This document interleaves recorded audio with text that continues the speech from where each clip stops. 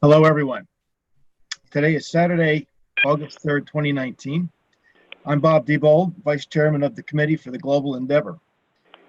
Today continues with Phase 4 in our 18th webinar in the series of webinars on the topic of comparing and contrasting the true teachings of Jesus with the traditional tenets and practices of organized institutional Christianity. This is topic 8 in the study guide called Revelation Revealed. Its author and chairman of the committee is Neil Waldrop, for whom I am turning the facilitation of this webinar over to right now. Neil, over to you. Thank you, Bob. I am delighted once again to be with you and with our full group. We have a total of 6 people participating, you and I and 4 of our panel of volunteers. So I believe we will have an interesting discussion. For the sake of persons who may not have been following our series before, I would emphasize the usefulness of downloading the underlying document called Revelation Revealed, which is the basis for our discussion, although we will not be reading a great deal of it in the webinar today.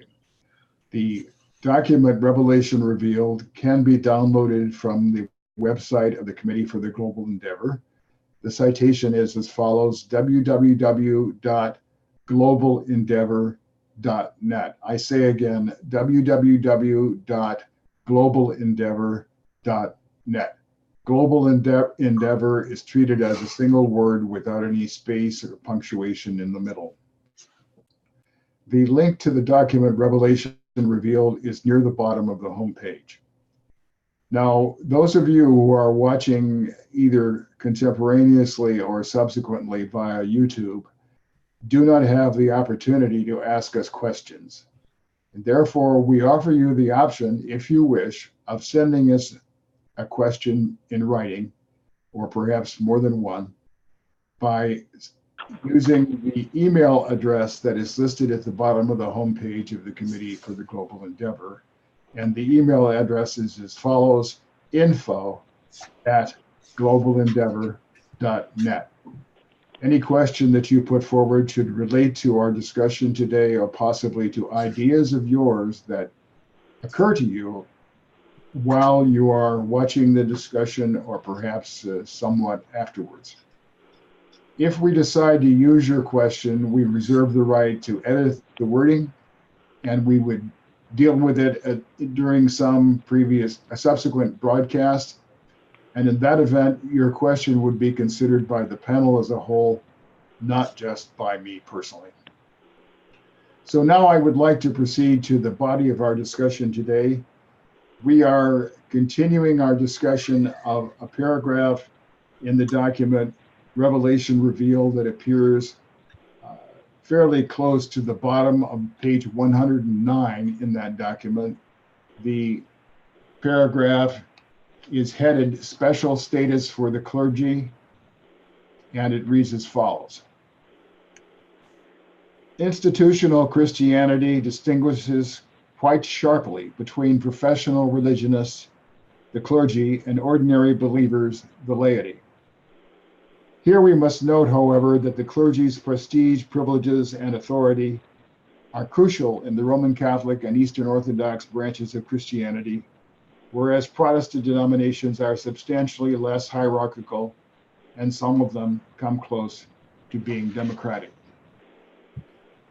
Now, during the webinar last week, the webinar held on July 27, we discussed several elements that I had put forward for the program, including certain sub-elements under the second tick of that program.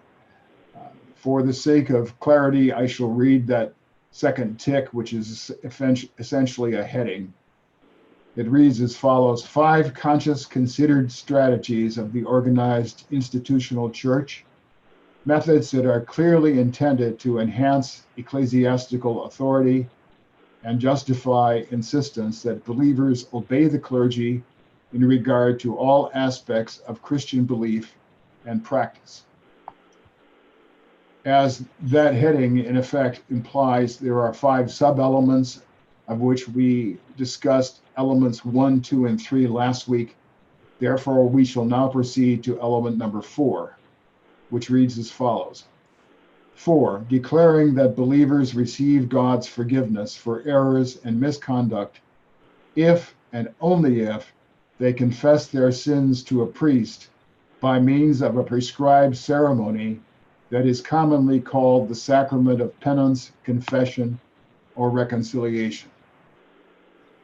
Now, of course, we will exchange views on that, and for this purpose, as the person to begin the discussion, I would like to recognize Marvin, because last week, Marvin, you specifically referred to this the practice, the sacrament of penance or confession or reconciliation, as an aspect of your view that in the Roman Catholic tradition, the priest occupies an intermediary role between the believer and God, in effect, a mediator. Would you please contribute additional thoughts on that level, or whatever else you would like to say today? Yes, Neil, thank you. I was looking for I think you just read it, the introductory paragraph. Give me just a second, I'll find it. I just wanted to make a quick comment initially. Yeah, 5 conscious considered strategies of the organized institutional church, methods that are clearly intended, et cetera, to enhance ecclesiastical authority, justify insistence that believers obey the clergy in regard to all aspects of Christian belief and practice. I just wanted to make the clarifying statement. I think if last week's comments are taken fully into account, that statement really should have a qualifier on it. It should read 5 conscious considered strategies of the organized institutional church, especially the Catholic and Orthodox traditions, because I think we're clear that this mechanism really doesn't apply at all in the same way to the Protestant traditions. So with that, I just wanted to make that qualifier. The hierarchical authoritarian elements in polity really are much more at the high church end of the spectrum, and in the middle and low church end of the spectrum. Clergy really don't function with that kind of authority. Marvin, thank you. Indeed, I said essentially what you have just said last week, namely that the 5 sub-elements under this tick that we have both referred to are overwhelmingly directed to the Roman Catholic and Eastern Orthodox branches of Christianity and are largely not relevant to the Protestant denominations. Yeah, I'll say one other thing, and that is that I think the greatest and most intense evolutionary process has occurred more at the low church end of the spectrum. I mean, there's a lot going on in Catholicism. I'm not that familiar with Orthodoxy, but there's a lot going on in Catholicism that's catching up. But those institutions are much older than the Reformation originating institutions, and so I think that's relevant as well in characterizing this split in the spectrum of Christianity. We're speaking only really about a certain portion of Christianity primarily. Thank you. Would you like to comment on the psychological or theological implications of the sacrament of penance? Yeah, there's some very interesting material in the Urantia book. In the section on the Melchizedek teachings, they make a comment that is relevant to really all the subsequent revelatory efforts since, and even going back. And that is, they speak about Melchizedek's effort to help people to understand that salvation was available to them simply by their faith and not by sacrifice, not by sacrificial actions that are meant to reconcile us with God. And they make the statement that for most human beings, it is difficult, and this is almost a direct paraphrase, it's difficult for people to accept something for nothing. Interesting phrasing. So the idea that simply by our exercise of faith, we can receive and accept and have the experience of personal relationship with God is psychologically, it's a difficult thing for many people to accept. There is a sense of brokenness or sense of failure to accomplish our ideals, is how I would put it psychologically. That is part of most people's experience. We have our ideals and we tend to fail to live up to them fully. So there's a sense of something that needs resolution. And I think the sacrament of penance in the older traditions, in the very authoritarian traditions, was, in the best sense, it was how they dealt with this fairly broad universal need to give something in order to feel connection with deity. And I think also, in a less sanguine way, it was motivated by the desire of the church to maintain absolute authority and to gain financial and political power and resources. So it was less than a pure motivation, I think, on the part of the leadership. And that varied from time to time, but it was a marrying up of political and economic power needs with underlying psychological tendencies that even are with us today. So we have to find a way to reconcile people to God when they feel separated. Thank you, Marvin. I would respond to part of your idea, perhaps a bit playfully, by pointing out that you accepted my invitation to participate in our webinars, and you did not pay anything for that. And we are very glad that you have accepted something for nothing. All right. Me too. Feelings mutual. Thank you, Marvin.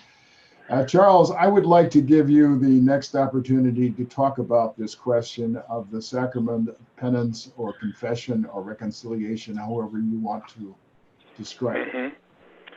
In two parts, confession first. I was raised Roman Catholic in New York City. I went to Catholic school, elementary school, from 1949 to 1956. And I practiced and participated faithfully in considerable detail church rituals up until I was about 20 years old. At that time, I left the church for personal reasons. I was seeking God, and I thought I would do better for a while on my own. And I did. I found the Urantia book. But we were taught something that would qualify it in the spirit of what Marvin observed about the Protestant section of Christianity. Among Catholics, we were taught that confession, formal confession, which, if memory serves, is usually held Friday night, was not essential to salvation, that you could confess personally if circumstances necessitated that. For example, some of the examples we were given were war, if you were a soldier in war. We were taught this at the time of the Korean War. If there was an accident that made formal confession not feasible, and certain kinds of illnesses. So they were qualified. You didn't have to go to a confession to listen, to speak to a priest, which emphasized deep privacy, except more or less on a routine basis. But it was not essential to salvation. We were taught that explicitly. I want to put that on the table. In regard to penance, I think I have some interesting comments to make. Generally speaking, without revealing anything, most of the penances that I did were prescribed prayers, usually the Rosary, which has more than 50 prayers, and I picked up the habit. It reinforced my prayer habit, and personal good came from that. I was told, I'm sure others were told, to cease whatever behavior it was. And that was necessary. That this would only work if we were sincere. That was emphasized to us by priests. We should seek forgiveness. If we have an offense against someone, we should go to that person and seek forgiveness. And we should do something. Those were, relatively speaking, milder forms of penance. In the Spanish tradition in the United States, in the Southwest, there's a group called the penitentes. Curiously, they're similar to the Shias in Islam. Both those groups practice deliberate pain on the body. And among the penitentes, I won't say too much about them because I respect their privacy. Among the penitentes would be the expectation that because they were sinners, irrespective of confession, they're still sinners. There was a generality that Roman Catholics in the 50s adhered to. The penitentes, and to some extent included women, although they were segregated by gender, the penitentes would express their sinful, they would try to compensate for their sinful nature in one of two or both main ways. They would carry heavy crosses. I've seen them. They're extra thick wood, 8x8s, 10x10s, 12x12s. They would carry these and suffer. And they, at one time, I don't know if they still do, but at one time they practiced whipping, like the Shias do in Islam. They beat themselves with a whip, their back. They would strap their back until they bled. I'll close by offering my understanding of their rationale, that in order to find Jesus and identify with Jesus, Christ, they might emphasize, you have to experience and share in his pain. And while this never appealed to me personally, my personal views are largely irrelevant to their subculture, nevertheless I was intrigued with, and I know some penitentes. I don't pepper them with questions, because again I respect their privacy. But when asked by reporters or by tourist types what they did and why, the answer they would usually give is, you in the 20th century or 21st, you modern in the period couldn't comprehend it. We don't think you can understand it. And of course they were Roman Catholic. They were part of the Roman Catholic sect, although I emphasize a relatively small branch of that. Charles, thank you for these observations. I would simply like to confirm with you my understanding from what you've said, that these observances on their part, which I would call quite rigorous, maybe extremely rigorous, were at their own initiative, and that the hierarchy, the priests, the bishops of their area, were not inflicting these types of penance upon them. Am I correct in that?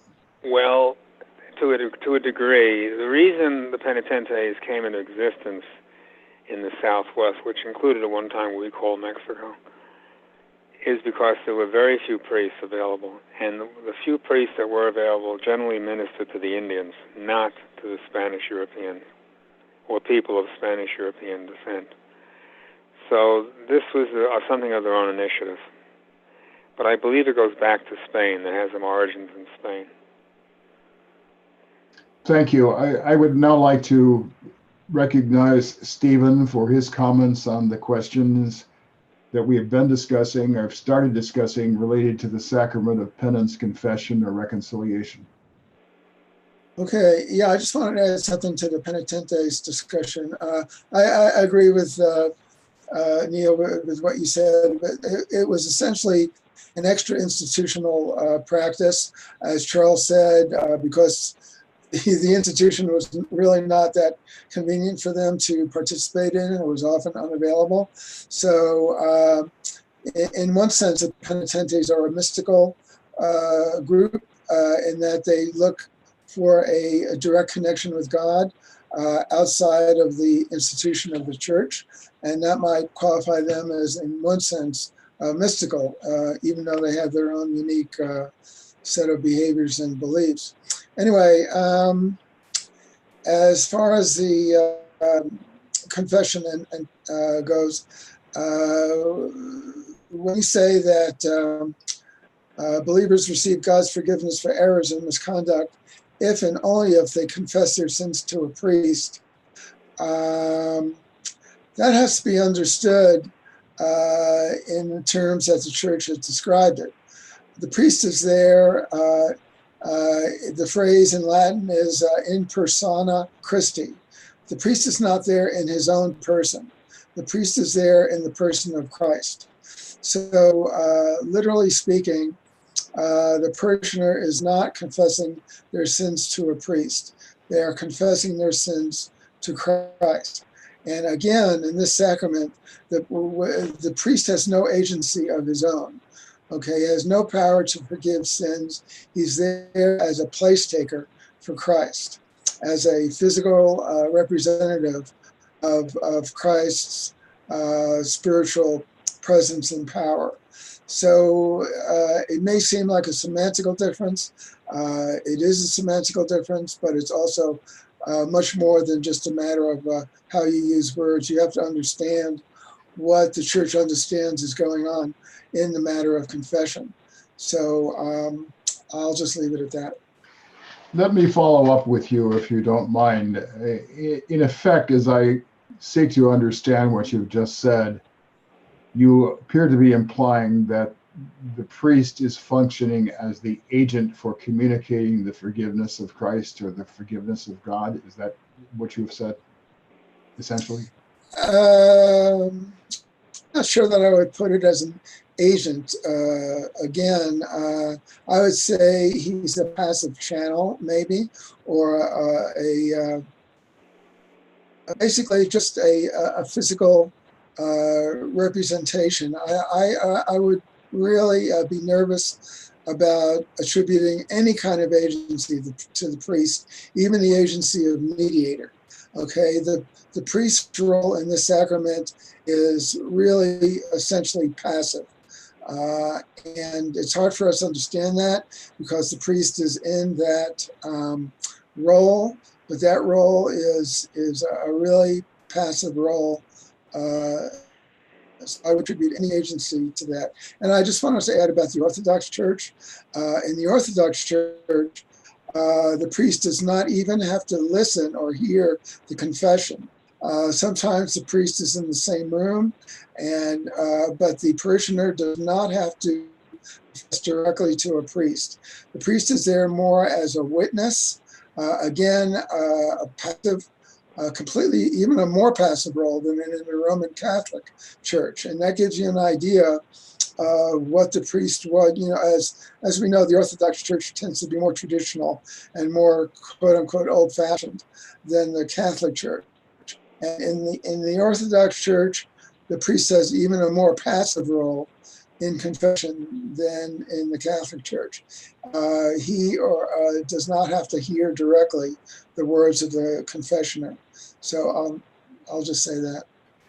Thank you. I'd now like to convey appreciation for the clarifications you've just provided and also turn to another member of the panel. George, would you like to comment on these matters, please? Sure. My comments are limited by my experience. I grew up in a secular and thoroughly humanistic household, so I have no early experience with religious leaders or priests or ministers, et cetera, et cetera. So all my comments would be merely repeating what has been written in your document. I haven't studied Catholicism and its doctrines and sacraments and theory and all the rest of it. So I don't really have a lot that I can add to this discussion at this point. Thank you for being modest. I value your contributions. I value your integrity and honesty.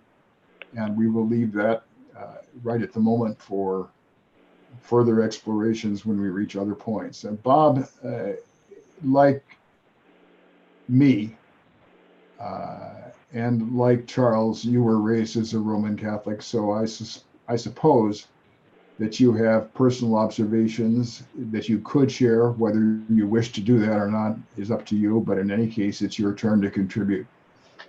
Thanks, Neil. And yes, I was going to mention that in fact I did have previous experiences very similar to what Charles explained, and I'm sure similar to yourself. What occurred to me is this idea that, which the Brilliant Evening Star, I'm going to quote a couple of paragraphs here in a second, points to the fact that this whole idea of sacrament came out of sacrifice. I find that really interesting. And going back to that, Marvin kind of brought in the psychological edge.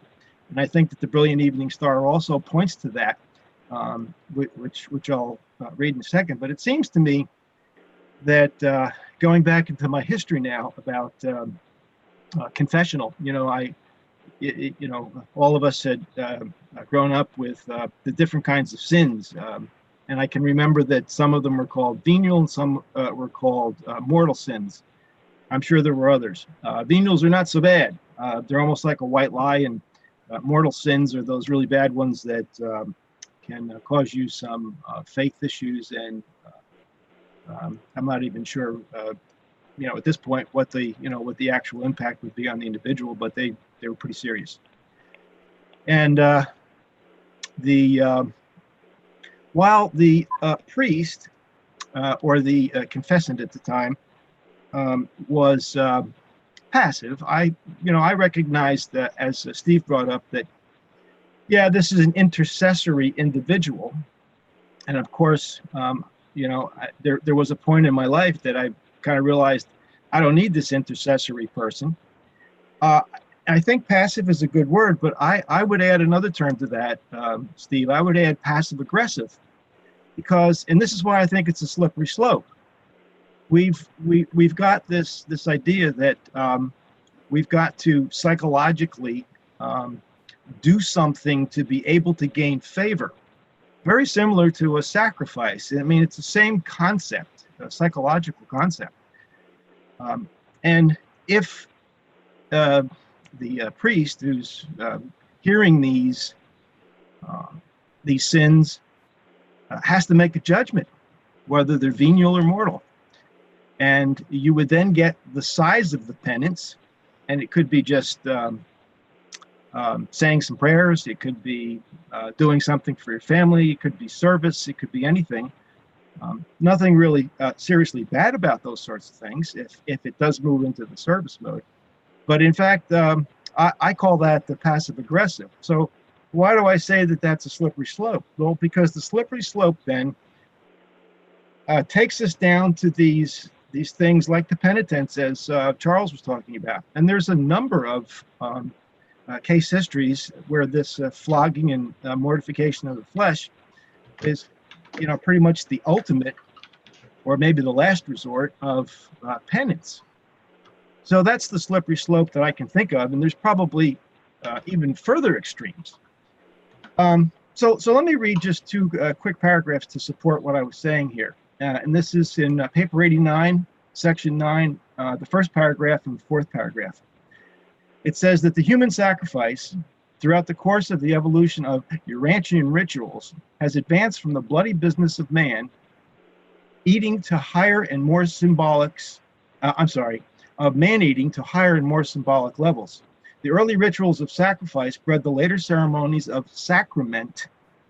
In more recent times, the priest alone would partake of a bit of the cannibalistic sacrifice of the drop of human blood, and then all would partake of the animal substitute. These early ideas of ransom, redemption, and covenants have evolved into the later day sacramental services. And all this ceremonial evolution has exerted a mighty socializing influence. That socializing influence, I think, is the slippery slope. So let me read paragraph 4, which kind of puts the capstone on this. And so, after long ages, the cult of the sacrifice has evolved into the cult of the sacrament. It's a culture. Thus are the sacraments of modern religions the legitimate successors of those shocking early ceremonies of human sacrifice and the still earlier cannibalistic rituals. Many still depend upon the blood for salvation, but it has at least become figurative, symbolic, and mystic, thankfully. Could talk a little bit more about that, but I think that kind of sums up exactly what I was trying to say about slippery slope. Over to you, Neil. I would like to follow up very briefly with you. Does your understanding of the passages that you read and your understanding of the underlying concept suggest to you that the ritual of confessing sins to a priest serves a useful psychological purpose for the believer? by giving him the idea, him or her, I have to say, the idea that matters are now improved between him or her and God? There is the conundrum. And I think that Marvin can speak a whole lot better than I can about the psychological, but I think the answer to that is yes. I think that there are some good and valid reasons to be able to expunge yourself of some of those those elements in which which you're not acting, let's say, righteously. So I toss that back to Marvin to see if there's anything psychological that really does garner a yes to your question. I will call on Marvin very shortly, but I would like to exchange with you my own recollection from my days in a Roman Catholic high school, actually a high school administered by priests and scholastics of the Jesuit order.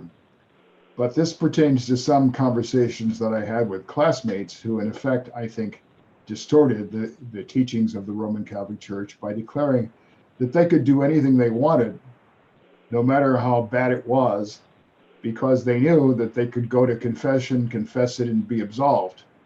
And so that this was a great advantage of the Catholic faith as compared with the Protestant tradition, which did not offer this kind of instant absolution. How do you react to that? I totally agree with that. It's almost like just say no.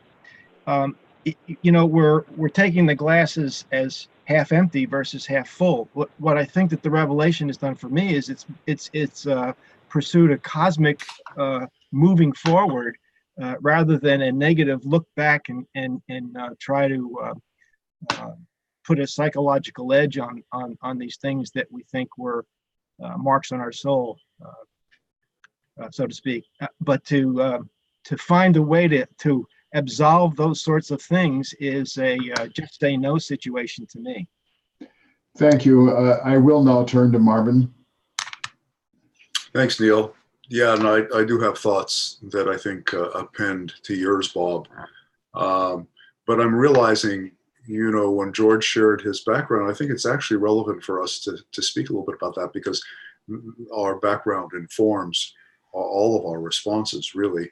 And so I'll say this about mine. I grew up in the Jewish tradition, and very early on found it didn't, and I'll be the first to admit I did not delve into its spiritual riches, its reservoirs. I just participated relatively superficially, and so I early on in my teens began looking elsewhere for spiritual nourishment, and found my way into yoga, Eastern traditions, and very soon after that, when I was 17, with the Urantia book, and it's been that ever since.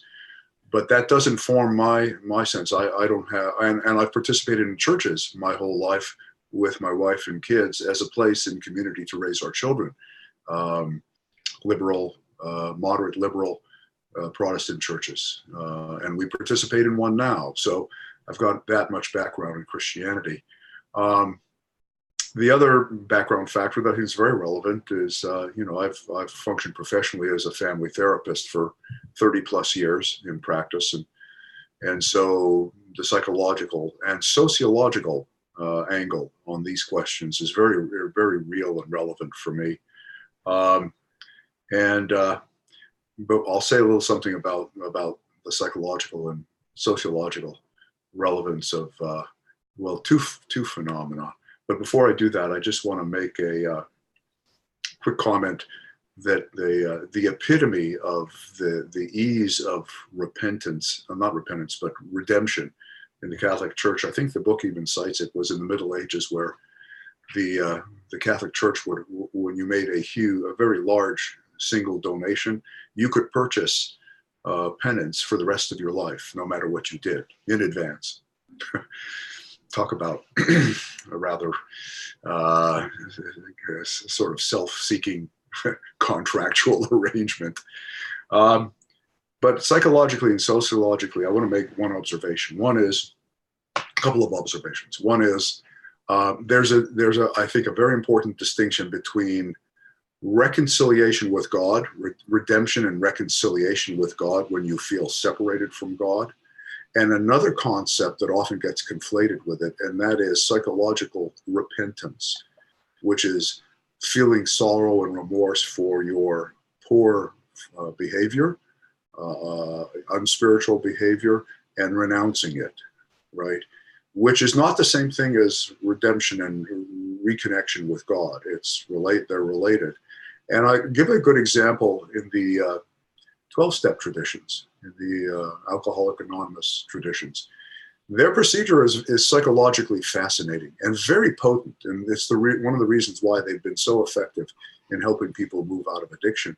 And in the middle of the 12 steps is a series of steps related to making what they call a fearless moral inventory of your wrongs, what you have done wrong in life in relation to your addictions, your addictive practice, and the people that you've harmed as a result. And then in the next step, going to each of those key people especially and making amends for your having wronged them. And psychologically and sociologically, meaning in social relations, I can't say how powerful an experience I'm sure that is for many genuine recovering addicts to make that inventory and to renew connections by apologizing, making amends. And that's entirely apart from the issue of redemption or relationship with God. I mean, this is just a psychological and social set of functions that have profound effects, I think, on the faith and life of the individual. So, and I think that's a universal human need, is we all feel we've functioned less than adequately at times. And how do we reconcile ourselves to our own sense of self-failing, psychologically, emotionally, and get clean, get back to a place of pure intentions and feeling okay about yourself moving forward.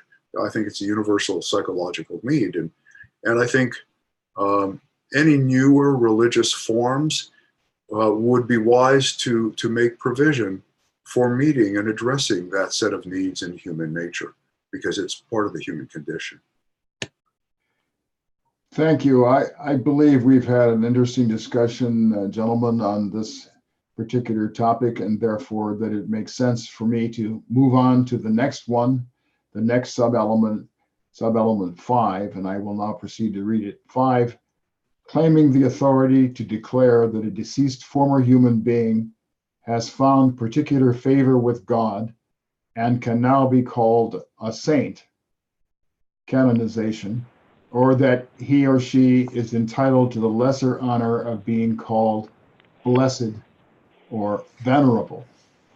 An integral part of this assertion is the authorization for believers to pray to anyone whom the Roman Catholic Church has declared to be a saint. Charles, I think I would like to start with you. You grew up in a Roman Catholic environment and obviously attended a Catholic school based on a story that you told before. In that context, you were immersed in, shall we say, reverence for, or respect, at least on a spiritual level, for people who were declared to be saints. Would you like to comment on this, please? Yes, it was completely routine. Completely, in many ways. It was, let me try to rephrase that more precisely. The experience of Mass in church, the experience of prayer sessions, the experience of going to class and being taught Christianity from the Roman Catholic perspective, etc., all those experiences took for granted that certain men and women were saints and could justifiably be saints on the authority all the way up to the Pope, the papacy. There were criteria, as I recall. For example, I think it was 3 miracles. In other words, if someone, when someone died, a man or woman died, if you prayed to that person for assistance and you experienced a miracle, the church would investigate as thoroughly as the FBI did for its domain. And if two more persons could be found to certify in a credible manner, I emphasize credible manner, miracles or a miracle in their lives as a result of prayer explicitly directed toward this particular man or woman, they could then become blessed. The church authorities in Rome would bless them, and the next stage would be sainthood, would lead to sainthood. And this was given irrespective of gender, race, or class. For instance, Joan of Arc was an illiterate peasant farm girl, and she was executed in the year 1431. In 1920, she was finally made a saint. So she became Saint Joan. But I'm sure there were many people, especially in France, who referred to her that way anyway. There was an affectionate, socialized, religiously socialized characterization of these men and women as saints. And then eventually, if the test of miracles could be satisfied, they would be canonized. Some historical perspective, particularly in the 14th century, I have evidence that it extended to the 15th century, a certain discontent about sainthood arose in the church. The 14th century was in Europe, particularly dangerous, very dangerous, and there were many, the 100 Years' War, the bubonic plague, etc., the papal schism. This had a very intimidating effect, and there was a plethora of men and women made saints. There was, curiously, at that time, a growing opinion by a number of Christians, both laity and clergy, that too many were being made saints. And so that wasn't a rediscovery, but the dusting off of the concept of guardian angel, who were thought to be spirit beings, not humans, but spirit, not former humans, but former mortals, but spirit beings, was revised. And by I would estimate by the first quarter to the first half of the 15th century, you see emerging paintings that are explicitly identified as guardian angels. There were many versions of angels for hundreds and hundreds of years, since virtually the beginning, to the catacombs. I have been unable to find those explicitly guardian angels with the person they were guarding. And the first ones were in prayer books of hours.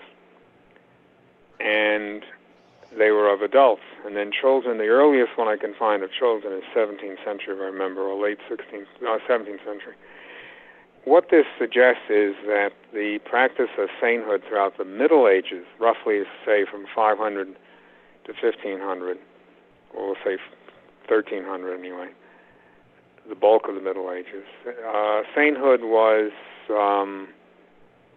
very important.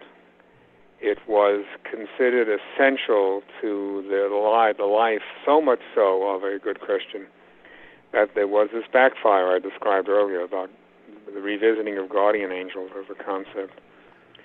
And the saints, the year, the Christian calendar for the year was marked in pre-modern times by religious days, certain day religious days, festivals, religious festivals, etc.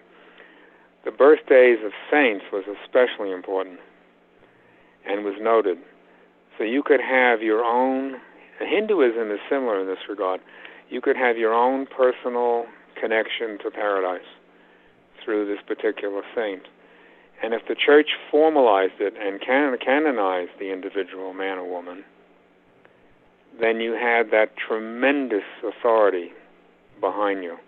So even though there was a period of time where some Christians were second-guessing the large percentage of canonizations, it still continued. It's a very powerful, powerful concept. It provides identification with an authority figure, which parallels the clergy, say they're confessional. And this identification with an authority figure, the saint, because it gave you you can draw a straight line to paradise again, gave you security in that identification. And so people wore, just one more in closing to show how important this was, wore medals, scrap pieces of cloth with images on them of the saint. They had other kinds of symbolic expressions. And if a person could get a hold of a piece of a saint's finger, which eventually would just be the bone, that kind of relic was treasured by many Christians, treasured. And all this is very genuine. Quite, my impression is quite sincere. I know many, many Catholics and some Orthodox, fewer Orthodox, who have their own saint and who rely on that saint and again derive security from that saint. So it was a phenomenally important concept from that Christian point of view, particularly Roman Catholic, and was a norm for hundreds and hundreds of years, and to a certain extent still is. Thank you, Charles. You have really sketched out quite a few different avenues of analysis.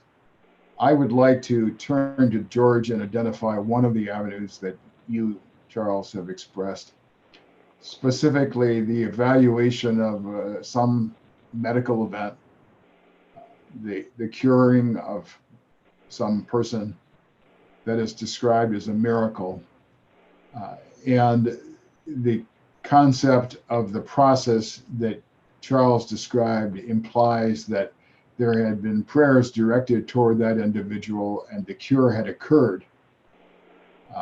It seems to me that there is at least room to analyze these events from a strictly logical perspective and state that even if the facts of the situation are as described, namely, someone had prayed to the individual and secondly was cured, that the attribution of that cure to the individual or his or her influence in a spiritual sense involves a gap in logic. In Latin, it's called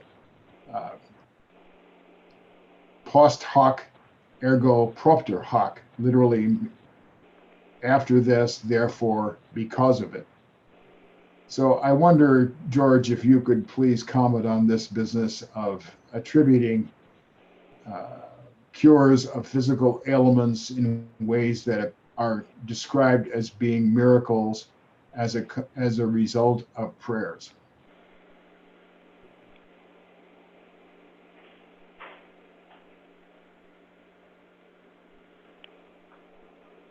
Well, it's hard to comment on it because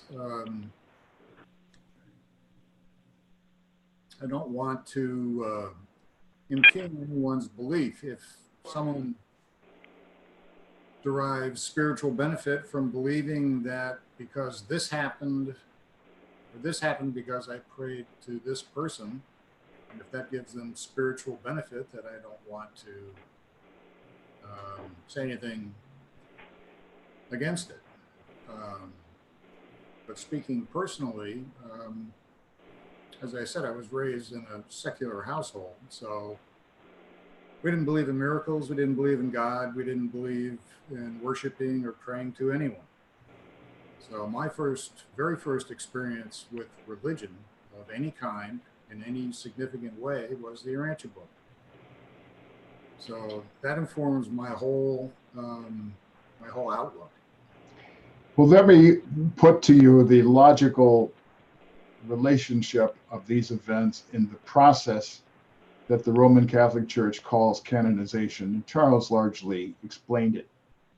The Roman Catholic Church treats events of this type as evidence of sainthood on the part of the deceased human being. Could you comment on that process of logic? Well, logically, you can't argue from effects to causes. just because, correlation is not causation, is the common saying. So if you're looking at it logically, you can say there may be some evidence, but it's not conclusive. So you can make a tentative statement that maybe prayer led to this outcome, but you can't logically state conclusively that it did. So when you're dealing with logic, you're not dealing with faith. Two different ways of looking at the same thing. Thank you. I would like now to turn to Stephen and ask him to comment on the question as to whether the reverence for saints or the possibility of praying to saints has at least an indirect relationship to the earlier eras of mankind in which deified figures were human, anthropomorphic gods, and whether in effect the attribution of sainthood to individuals who were human and passed away was in a way an indirect restoring of this idea of deity figures who were anthropomorphic. Well, funny you should ask me that. I spent the bulk of my time studying for this session, looking at that question and related questions. What I found out is that there's really no evidence that there's any kind of direct basis for the creation of canonical saints with the existence of worship of pagan deities in the Roman or Greek worlds. So that correlation was really not there. What is there is a correlation and a continuation from Roman practices of ancestor veneration and veneration of the dead and remembrance of the dead. And that was conflated with celebration and remembrance of Christian martyrs. So those burial practices that pre-existed Christianity, that included veneration of the dead, taking place in specialized places that contain sarcophagi, or what now we would call cemeteries, but they didn't call them cemeteries. That was a very natural, organic evolution from this kind of pre-Christian practice, and were integrated by Christians to celebrate the martyrs. And so there is a real continuity, a causal continuity between those practices. And I would also say that this strong human need to remember the dead, to celebrate the dead, and to even venerate the dead is an extremely important psychosocial component of human nature. And it is not a surprise that the Roman Catholic Church, in respecting that psychosocial need, was able to integrate the creation of the saints with the pre-existing veneration of the dead. And I will say that it was not until the 5th century that the church, institutional church, was able to get any kind of control over these celebrations. For the first 500 years of the church, Augustine complained about this, and Ambrose complained about this. They were not able to monitor or control in any way these veneration practices, which involved all parties, because the celebration of the dead was a celebration, and that was conferred upon saints as well. So people would have quite a good time on these all-nighters before the institutional church was able to gather control over it. So it was a very natural, organic evolution in that sense. Thank you. Marvin, like George, you do not have a direct personal experience of veneration of saints, but I wonder if you have observations that you would be willing to share with us. Yeah. First of all, I'm glad the theme of ancestor it's not ancestor. Well, it's a form of ancestor worship, ancestor honoring, adoration, in a sense. Got brought up. I was going to mention that if it hadn't been mentioned. So I think there's actually a link, a functional link with the sainthood and that element. There's also a need for identified ancestral leadership in the culture, and I think the tradition of the saints fulfills that that need, and a sense of our associating as saints. The concept of the body of all saints, and when the saints come marching in, we will all be part of that number. I mean, these are elements in the culture, right? So the idea of we can eventually partake of sainthood status is an element in there. And I'll make the observation that, I'm quite convinced if the revelators were providing this major epical revelation in today's society, they would not really have used the term cult in the way they use it. They really would have used the term they meant was culture. In fact, I've mentioned before, they define cult as a technique for cultural manifestation. And I think it's important to understand that that spiritual culture can happen on an individual, personal level in one's own spiritual life.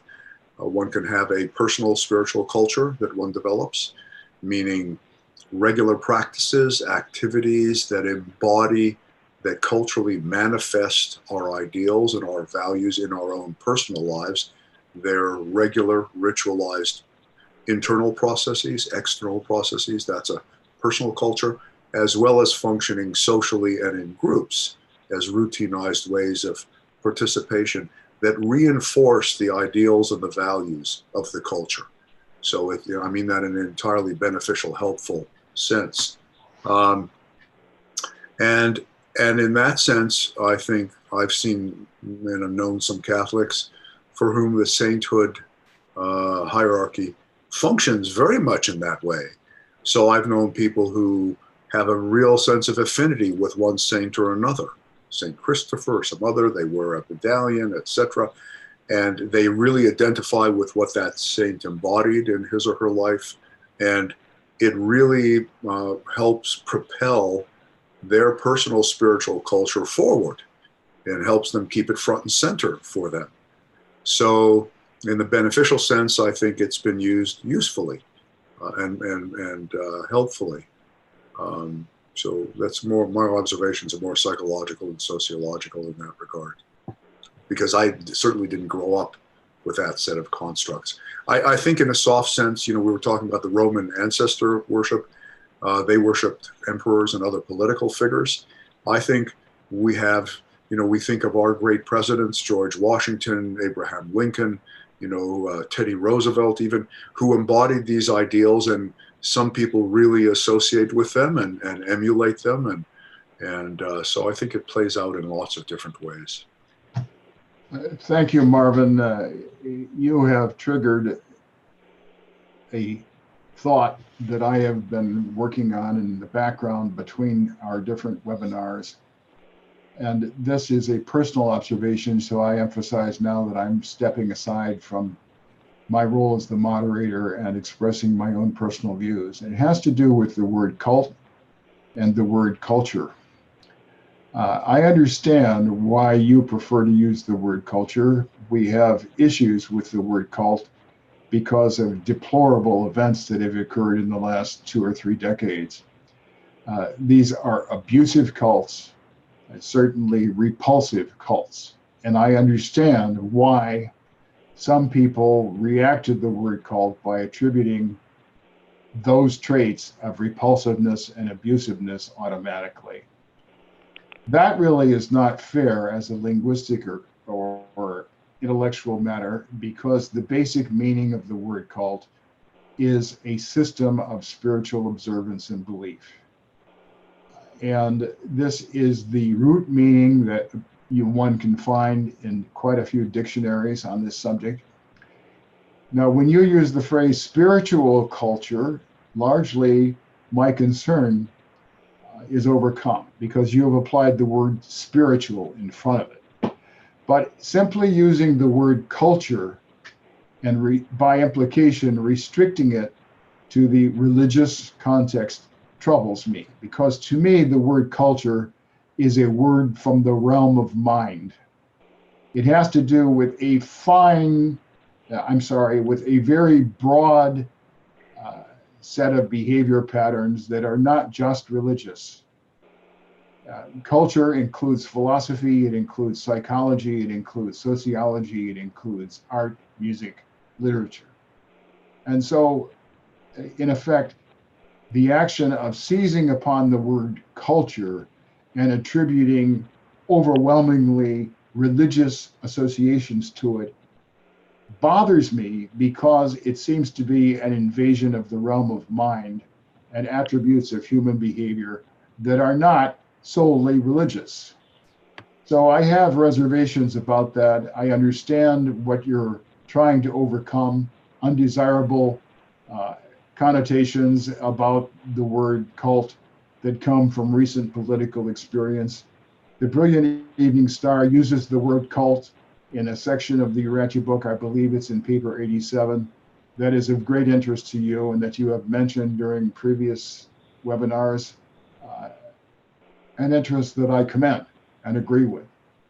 But from a personal level now, and I am speaking once again as an individual believer, rather than in my capacity as the moderator, I am not comfortable with the use of the word culture so as to limit its overtones and implications strictly to religious matters. To me, culture is a much more broad concept. And I will now recognize you for a reply if you wish. Yeah, I'm very much in agreement with you, Neil. Maybe nuances we might be in a dialectic that would be productive, but I'm almost entirely in agreement with you. I'll make the observation that the dictionaries of the 1930s versus the dictionaries of today have both the definition of the word cult as a small religious group, often led by a charismatic person and often having aberrant, sociologically aberrant elements to them.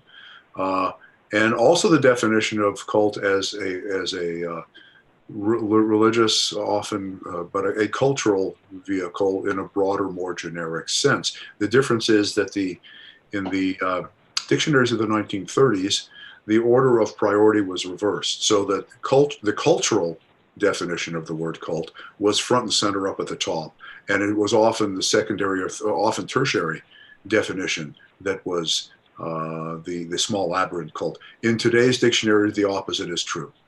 Generally, the first order definition, because of the events of the 1960s and 70s, is the word cult in the common lexicon implies a small aberrant group with a charismatic leader, often with dire results. And the culture is down below as a generic description. So I'll make that observation. Secondarily, I agree with you, and the qualifiers in front of the word culture are very important. And there's a distinction between what I would call religious culture and spiritual culture. Religious culture having to do more with the culture developed and maintained by religious institutions, and spiritual culture having more to do with the personal practices of individuals and groups that move them into direct relationship with deity or spiritual encounter without the intermediary of institution or leadership. So I think there's such a thing as spiritual culture as well, over and against religious culture. So just those are some additional thoughts.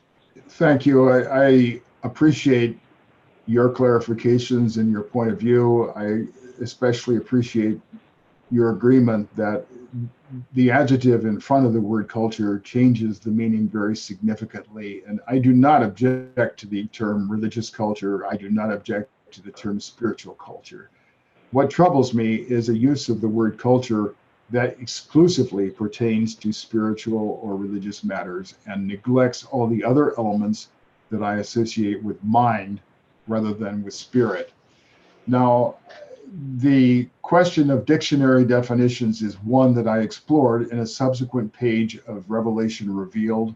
It's toward the end of the segment devoted to topic 8. It includes definitions from the Random House Unabridged Dictionary published in 1999, in which the meanings of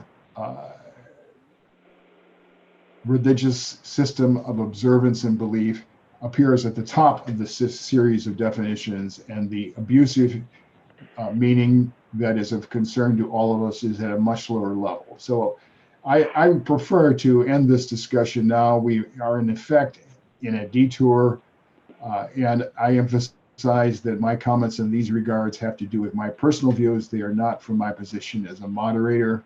Further, I respect your right to have personal views, and I also appreciate the degree of commonality that we obviously share in this regard.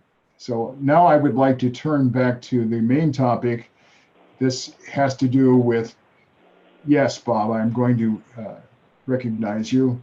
This has to do with the question of authority to declare someone a saint. And I'd like, Bob, if you could, to blend in the question of the psychology of individual observance with the question of respect for authority. This element of recognizing and looking at saints appears on our agenda because it is an attribute of the Roman Catholic Church, effectively. Others preceding you have talked about an attribute of personal belief and observance that appears to be helpful for some people. But in effect, I'd like you at least to include the question of the church's role in authorizing and promoting these observances. Thanks, Neil. Yes, you asked a question that I wrote down earlier as we were going through this topic, and why was there a need for saints? Or why is there a need for saints? I think there may be less of a need as we move into our understanding better of how science works.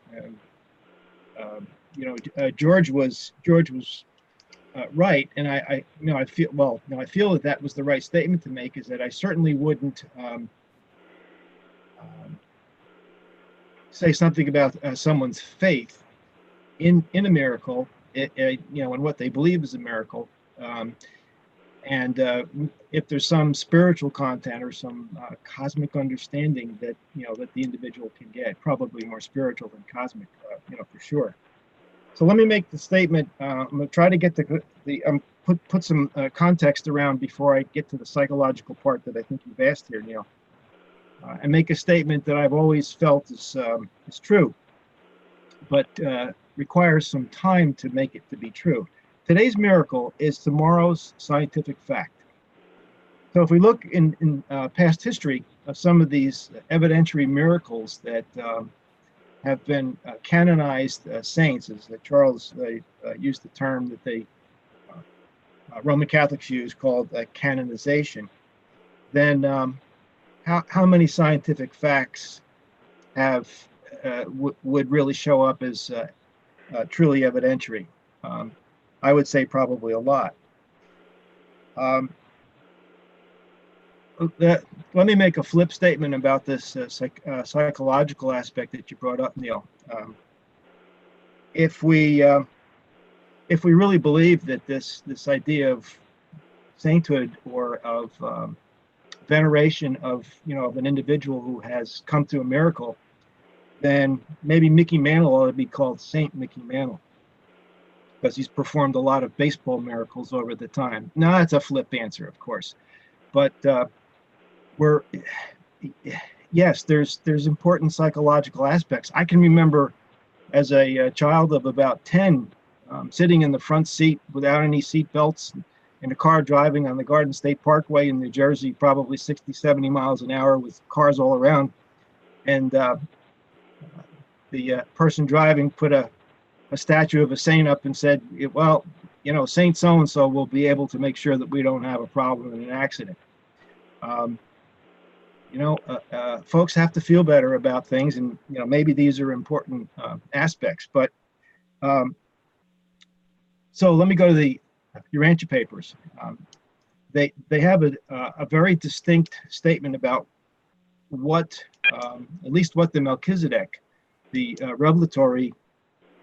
director of the Revelatory Commission, who wrote paper 120, makes a statement about what is a miracle. So let me read this sentence. It's pretty interesting.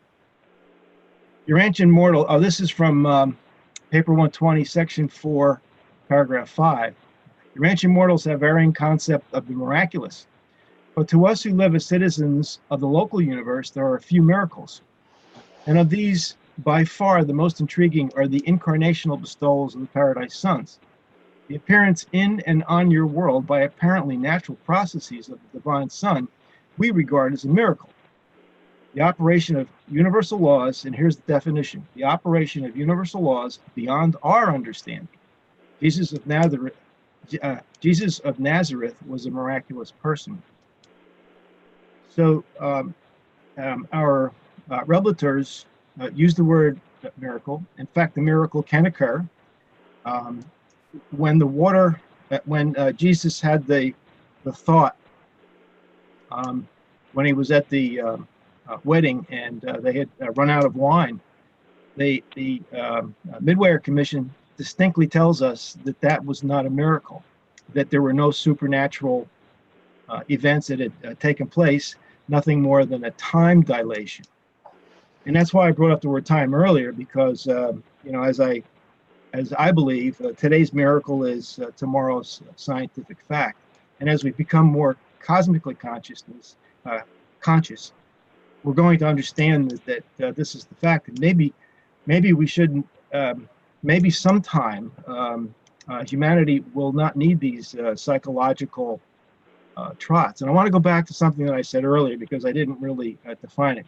Just say no was a phrase that was used by Nancy Reagan when the administration at the time, Reagan administration, was trying to find ways to reconcile the war on drugs to an individual level. And I mentioned that was more of a glass is half empty rather than a glass is half full. And I think if we look at the way that the papers are constructed, from the psychic circles to all of Jesus's true teachings is the move forward. Yes, they explain what evil, sin, and iniquity is, and in fact, those things do occur.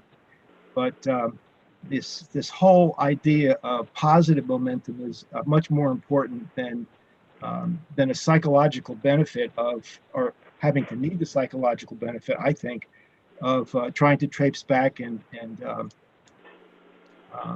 provide these trots to be able to clean up your soul, so to speak. So I hope I've answered your question on the psychological side, but even with a little flip answer. But I think that these psychological mechanisms are important, and they shouldn't go away in just one clean sweep either. Back over to you. Thank you. I appreciate your comments and your analyses. I'm still not quite finished with asking about the role of the church. We're talking about, by implication, the authority of the church, specifically the Roman Catholic Church. And Stephen mentioned earlier that in his view, the Roman Catholic Church had done a service in the early years of the first Christian millennium by tamping down on, shall we say, popular enthusiasms, perhaps of a local character, and applying a greater degree of rigor to the designation of some former human being as a saint. That's a point that deserves to be on the table. I'm grateful to Stephen for making it.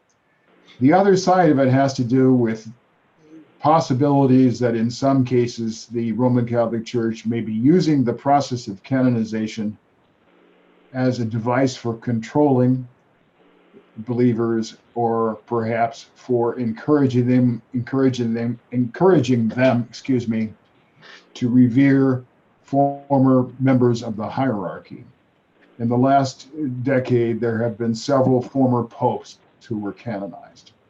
And so I would like you to perhaps consider to what degree the involvement of the Roman Catholic Church in explicitly authorizing veneration for deceased human beings is helpful or possibly has overtones that might be considered manipulative. That's a really great question, because I wrote the word control down when I wrote myself the question, what is the need for saints? And was it, and is it still the use of control? I think that the answer is, I think it depends. I think it depends on this idea of continuing to maintain magisterium, which I know we're going to talk about soon, which is the authority of spiritual authority of the clergy to be able to provide the entire catechism and doctrine and creeds that individuals are to follow. So in that sense, it definitely is control, and yes, it can be related tangentially, I think, if not directly, back to the need for control to be able to maintain this hierarchy and authority, which I see similarly using the Bible as the infallible part of the doctrine. Thank you. I would like now to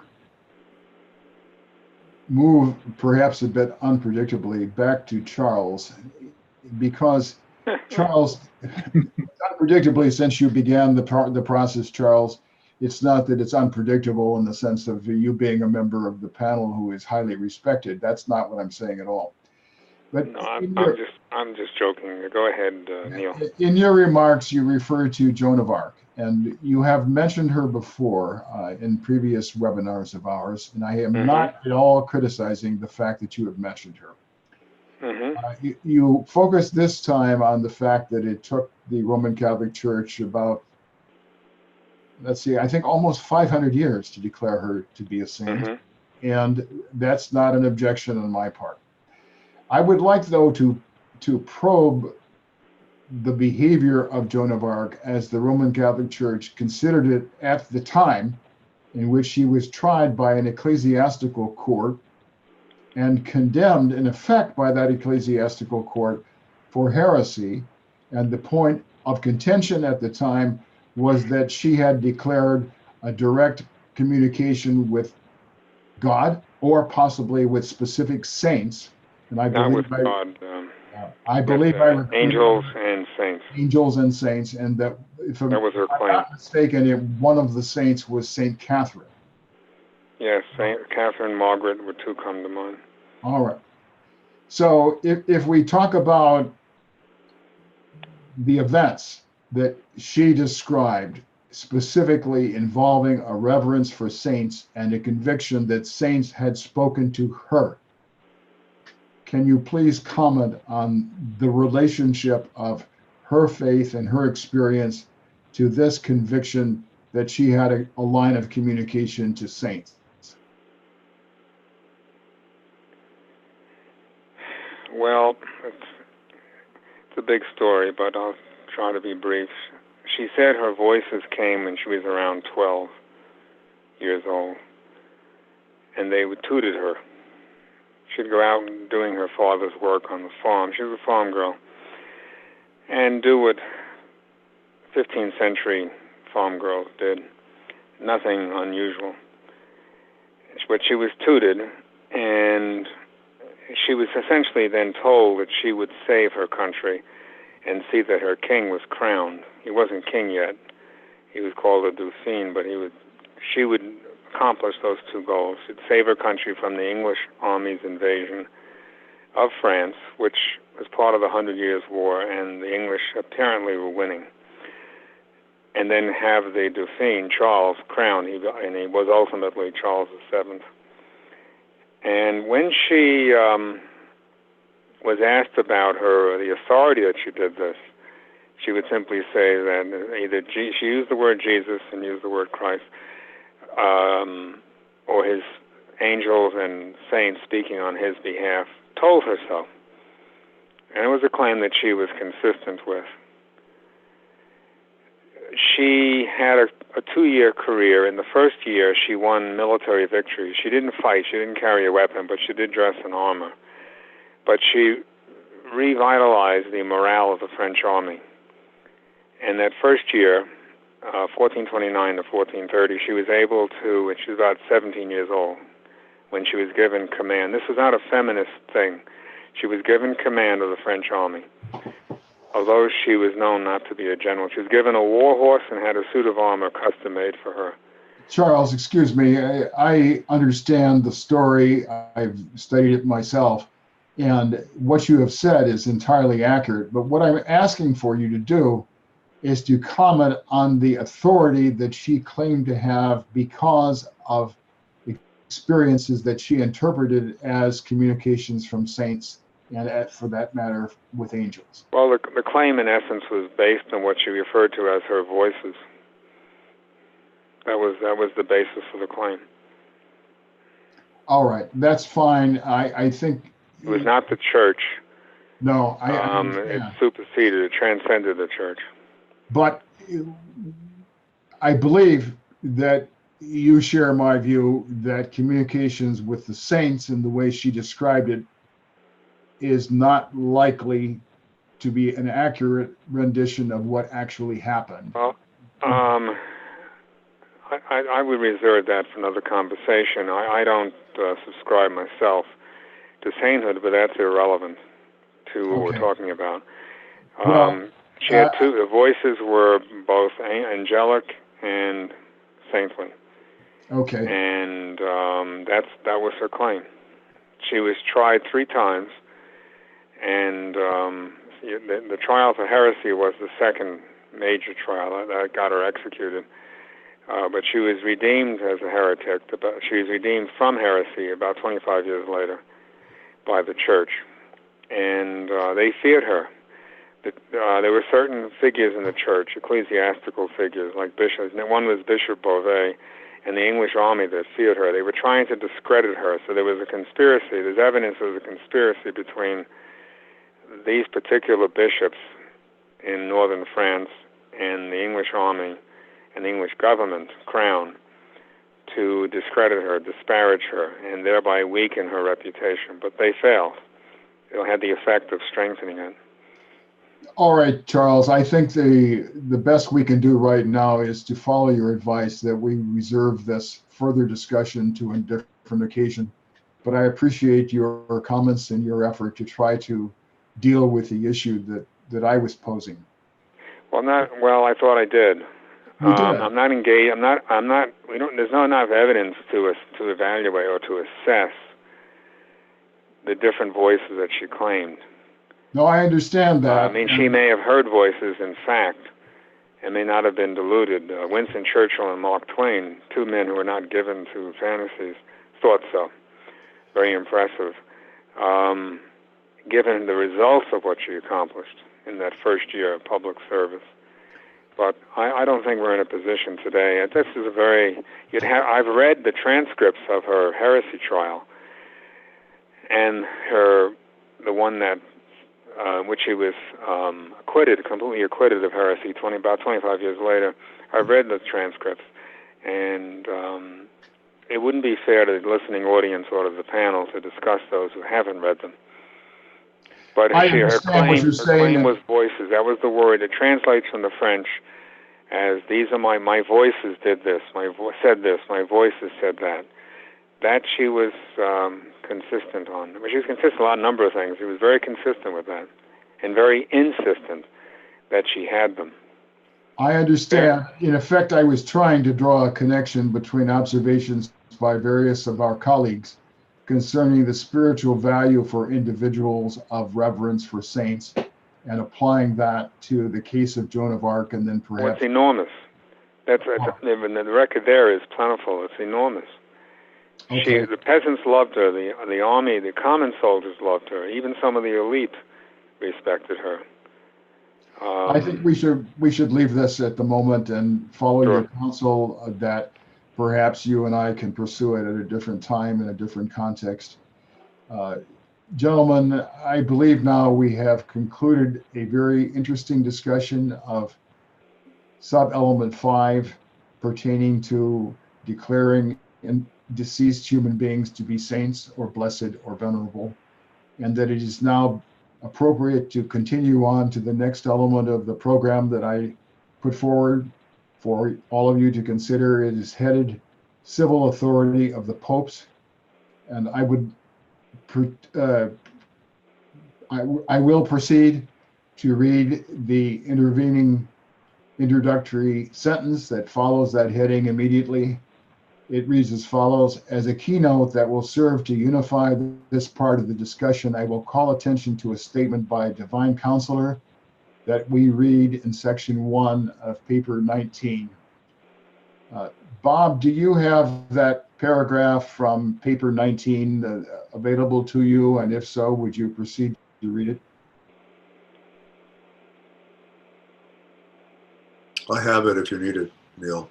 Let me see if Bob can drag it up, but I will take your No, moment. if Marvin's got it, have him read it right now. Okay, Marvin, please go ahead.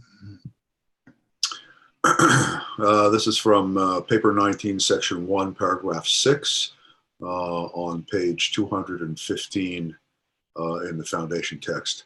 The true perspective of any reality problem, human or divine, terrestrial or cosmic, can be had only by the full and unprejudiced study and correlation of 3 phases of universe reality: origin, history, and destiny.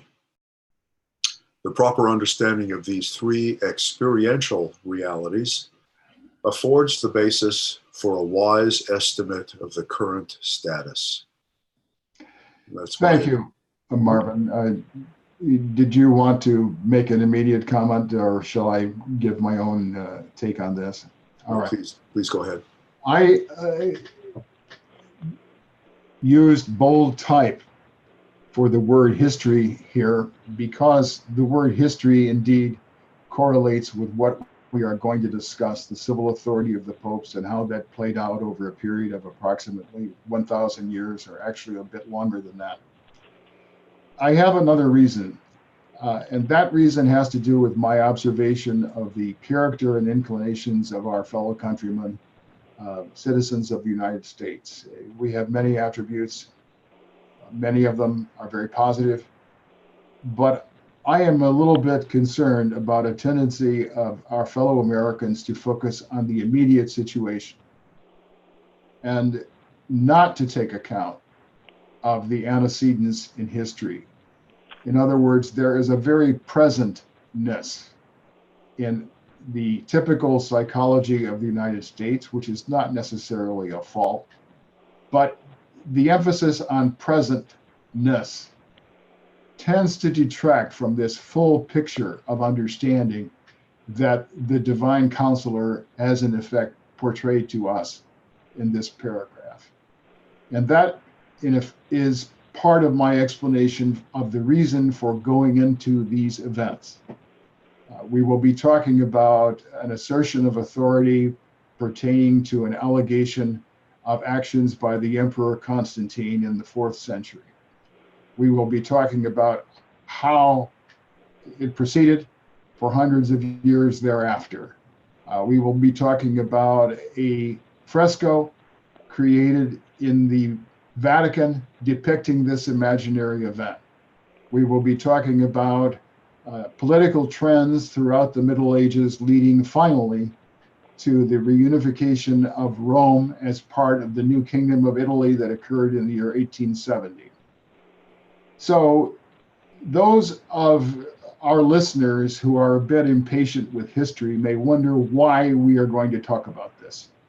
And my explanation is to go right back to the comments of a divine counselor, that we really cannot understand the patterns of authority and reality associated with this particular institution, the papacy in particular, but the Roman Catholic Church in general, unless we make an effort to understand what came before, the history that it relates to. Marvin? That's a very nice context that you've set here, Neil. Thank you. I really appreciate it. I think it's very, very, it will be very, very fruitful for our conversation. I would remind us, for instance, if you take both our current situation culturally in this country, as one example, and the church as an institution as another example, it's extremely helpful in both those circumstances to expand the frame of reference from what's happening immediately in the moment to the history that's led up to this moment. But I would also urge us to keep in mind that the passage we just read points not only to history as resulting in a replete understanding of a phenomenon, it also points to origin and destiny. So if we're talking about the church in the beginning of its history had an origin point, how it was founded, all of the pluses and minuses endemic to its origination are worthy of consideration, but also its destiny. You know, the Wrench book says the Christianity is far from done in its evolutionary process. It's always going to be here with us, and it is not a static or inert cultural phenomenon. It is a growing and evolving and changing phenomenon profoundly on many fronts. And I'll simply say the same thing's true in parallel for our current situation, and I think maybe you were implying it politically. It's not only important to expand our present moment to an understanding of our history, but also what we were founded upon, what the ideals and hopes and visions of our origination were as a nation, and our destiny that was envisioned, and that even the angels may have investments in, is in our destiny and role as a nation in the future evolution of our world. So I thought those comments, I think, might be helpful. Well, Marvin, I agree that they were helpful, and I thank you for offering your initial remark that you commended my effort to comment on the association of these three periods of analysis. I would say in relation to our process in this series of webinars that we did our best to talk about origin. In the very early webinars, we went back to the day of Pentecost and the speech that the Apostle Peter gave, its effects.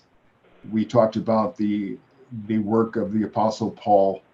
We have subsequently discussed efforts by Augustine. Probably those efforts can more appropriately be associated with history because they were not at the origin, but they do amount to early times of the Christian faith. And from time to time, we have talked about destiny, a very speculative matter. And I respect the comments you have given just now. We will continue to talk about destiny as our discussions proceed in the weeks and months to come. So I take your point about the sequence of three aspects: origin, history, and destiny, and appreciate your acceptance of my desire in this part of our program to talk about particular events in history that I think are memorable and that have value for our understanding. So now I would like to read the analytical comments that follow this paragraph of the remarks of the Divine Counselor. And the first such paragraph reads as follows. If we launch our analysis by examining the years during which Christ Michael of Nebadon bequeathed his bestowal life in the human form of Jesus of Nazareth, it is important to point out that Jesus stated quite emphatically that his kingdom is not of this world. Nevertheless, the popes who have traditionally claimed to be, quote, the vicar of Christ, unquote, proceeded to establish a kingdom that definitely was of this world. And in order to promote this cause, they exerted intense political and diplomatic effort aimed at maintaining and exerting civil authority in central Italy for far more than 1,000 years. Now I continue. References Chapter 18 of the Gospel according to John records Jesus' statement that his kingdom is not of this world. Quote, Jesus answered, "My kingdom is not of this world." John 18:36, as recorded in the King James Version. Now, this is the beginning of Jesus' reply to a question from Pilate, whereas the Revelators report the complete discussion in paper 185, section 3, paragraph 3, corresponding to page 1991 in the single column edition. To put Jesus' reply in a broader context, I also found 14 other passages in the fifth epical revelation in which the Midweir Commission either reports or calls attention to Jesus' statement that his kingdom was not of this world. This is then followed by the list of all those 15 paragraphs, and I am not going to read that series of numbers. Underneath the list of 15 paragraphs, the explanation that I'm providing continues as follows. Yet another statement that Jesus made repeatedly is also highly relevant for our current purposes. Quote, "Render unto Caesar the things which are Caesar's, and unto God the things which are God's." Unquote. The Midweir Commission reports this statement in 4 different passages. And I, again, will not read the numbers because they're available. In addition, this statement appears in 2 verses of the Christian New Testament, Matthew 22:21 and Mark 12:17. By implication, the 2 halves of this sentence establish that religion and government constitute realms that should be separate, and that a religious leader who claims to speak for God, in this case the Pope, should not also seek to assert political authority, the things which are Caesar's. Further, Melchizedek warns us that union of church and state is one of the grave dangers that human beings must avoid if we wish to maintain our freedom. That comes from paper 70, section 12, paragraph 17, by Melchizedek, appearing on page 798 of the single column edition. Now, I've run on a bit long in reading this explanatory introduction. It includes various references, and I think it appropriate for me to offer an opportunity for anyone who wishes to comment on these analytical explanations, the possibility of doing so. Marvin? I think it's helpful to remember Jesus' use of the term kingdom as the primary metaphor to describe what he was proposing was clearly a second choice. He would have preferred, and he tried many times, to use other symbolic metaphors as the primary paradigm for what he was trying to convey to people. And I think the reason for him not going primarily with a kingdom, but only as a last resort in a sense, there were multiple reasons. One being that the primary form of government that people could relate to at that time were kingdoms. Secondly, the messianic expectations of the Jewish people, looking for a material king and deliverer for their travails as a people. But they say he would have preferred, they say in many ways he tried mightily to move forward with a metaphor much more associated with family, the family relationship, not the king and subject relationship, but the parent and child relationship. And it was only when he failed repeatedly to inculcate that symbolism that he relented and went with the kingdom symbolism. One of the unfortunate repercussions is exactly what we're speaking of. Because the spiritual life is framed in terms of the kingdom metaphor, it's really easy for those who are power mongers in religious leadership to consolidate, use that metaphor, and establish their personal kingdom on earth as the replica or the representative of that higher kingdom.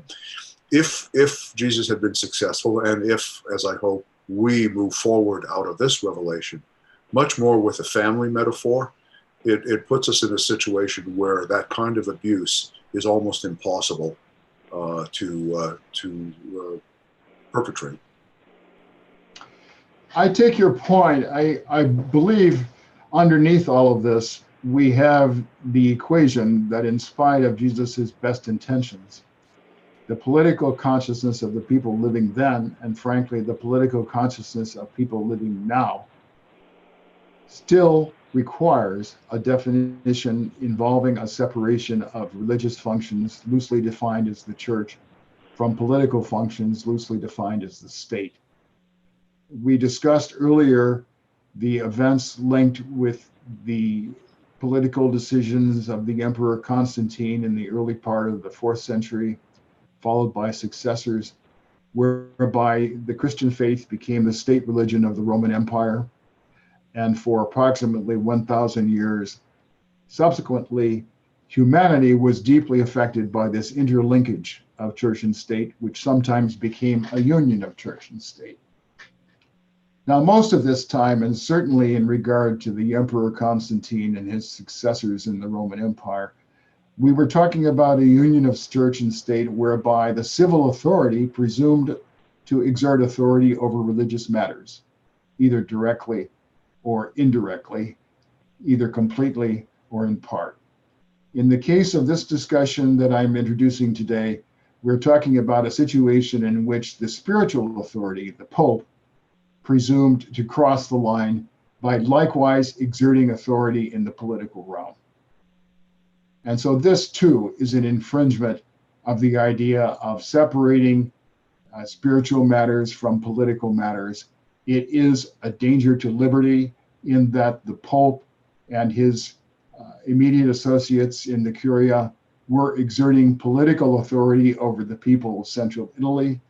In addition, the Pope was exerting diplomatic efforts in relation to the crowned heads of Europe and playing politics of his age. Whereas we would think that the mission of a religious leader, specifically in this case, the Pope, had to do with portraying the true teachings of Jesus and promoting the religious side, whereas he did not confine himself to that.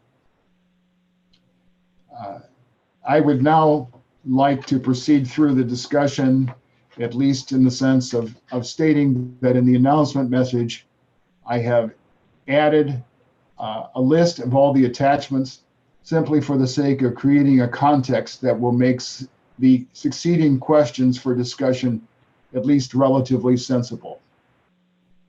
So now this takes me after the entire series of 12 attachments that I sent out and circulated to each of you and to others on the mailing list of the Committee for the Global Endeavor.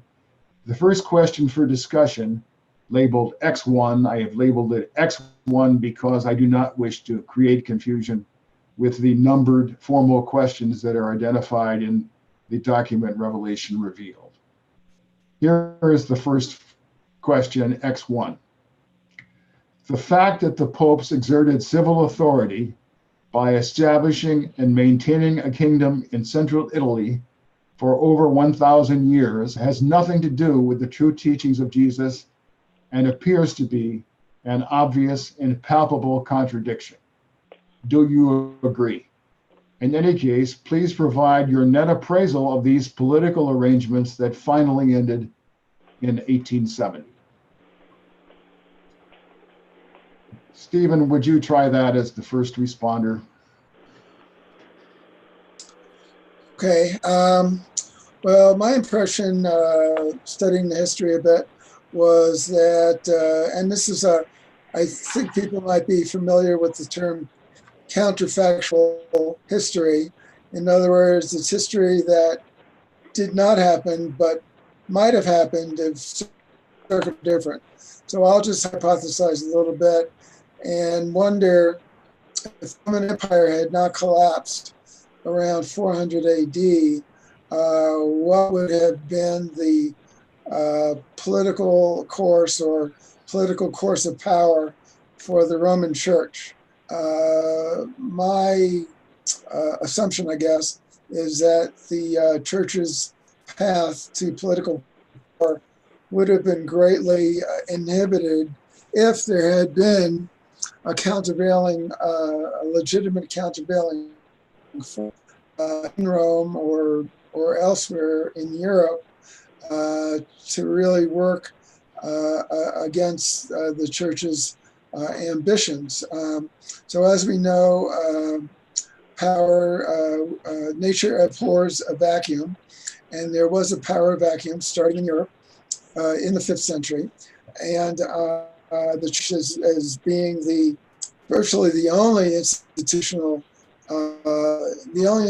at that time with any sort of authorities, spiritual in nature, just felt it incumbent upon itself. I'm not defending this. I am trying to explain it, that the church saw the opportunity, and the Pope, whatever else he is, or the church hierarchy, whatever else it is composed of human beings. And these human beings are no more enlightened than any other human beings.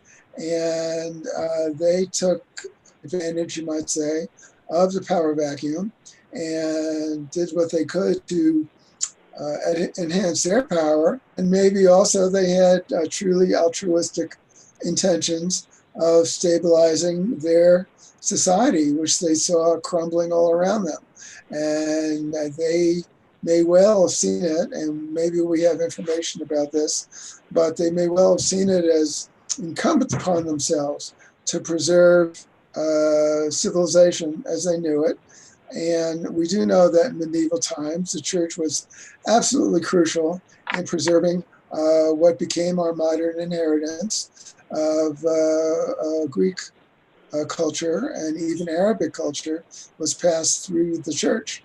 So I'm just saying that there's terrible things about what the church did, obviously, but it is explainable, I think, historically speaking. Thank you. I would now like to turn to Charles, because I know that, Charles, you spent, is it 40 years? A very long time as a teacher of history. And I assume that included a reasonable familiarity with the events that Stephen has summarized. What do you observe about this assertion of authority of a political character on the part of the papacy? Well, it was in my opinion, I agree with Stephen's generalization. It's a necessary evil from the standpoint of human spirituality and divine spirituality. It's an evolutionary evil, or its origins were in anarchy. As the Roman Empire failed, something was needed institutionally, at an institutional level. And throughout the Middle Ages, for 1,000 years, it certainly served that purpose. But it became a product of its own success, and which meant it eventually became totalitarian. And it took the Enlightenment and other kinds of movements to break, for Europeans to break in the West, to break free of that.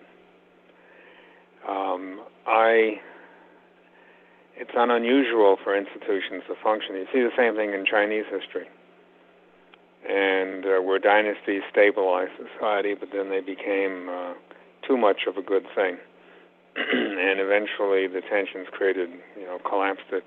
But it persevered, and I've always thought that the church did a great deal of good that remains in many ways hidden from the pages of human history, at least the ordinary pages. Many, many, many people, I've known many now, I'm sure it's nothing new, have been spiritually led in the context of the institution of Christianity, the institutions of Christianity. And, for instance, Paul had his mistakes, I think, but he also had, civilization benefited from his influence. And that's always the case. You have points and counterpoints that go on. Stephen seemed to be suggesting that and implying it as well. And these points and counterpoints ebb and flow. And the papal schism in the 13th and 14th centuries, I recall, especially the 14th century, reflected its political division. For a while, you had two different popes, two papacies, and two holy cities, Rome being one, the other one in France, southern France. And it frightened a lot of people, because if you backed the wrong pope, you might go to hell. It might be a mortal sin. That's what would land you in hell. And the church's errors, be that as they may, and the individual men are tempted to power, even pursuing their sexual desires in some cases, their wants and needs, but tempted into power. Power abuses, that's nothing new. It's observable worldwide and for thousands of years. And the church, organized Christianity, is no exception to that.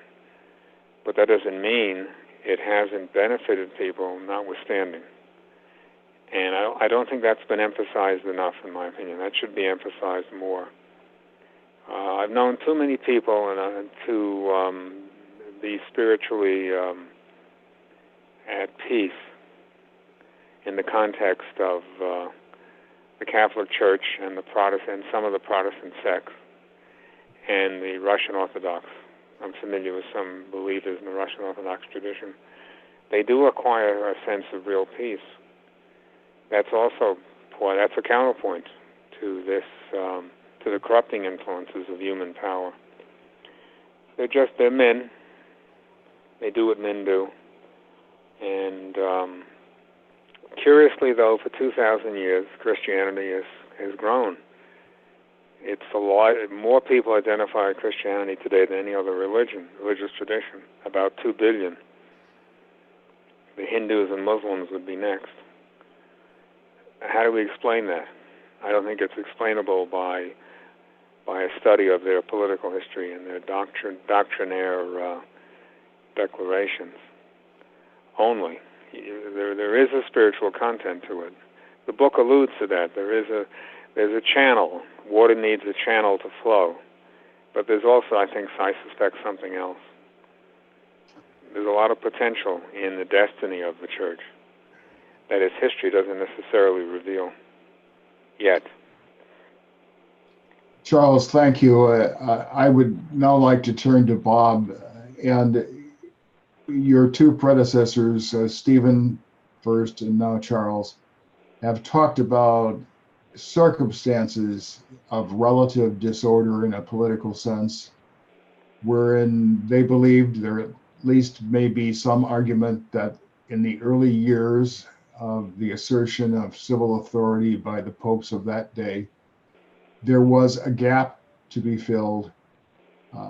I am not going to pass judgment on that. That's a sophisticated question that exceeds my level of study, and I would leave it to others to appraise this as to whether the situation in, shall we say, the 5th or 6th century in Italy really required the Pope to assert authority. The fact is that he did.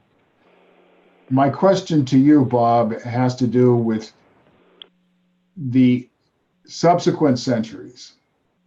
If we set aside the question of the relative disorder in the 5th and 6th century, 5th and 6th centuries, does this establish a valid reason for the political domination of the Pope associated with the entity that we call the Papal States to continue for 1,000 years, a period during which other European rulers, in effect, were establishing stable realms of society that were at least reasonably ordered?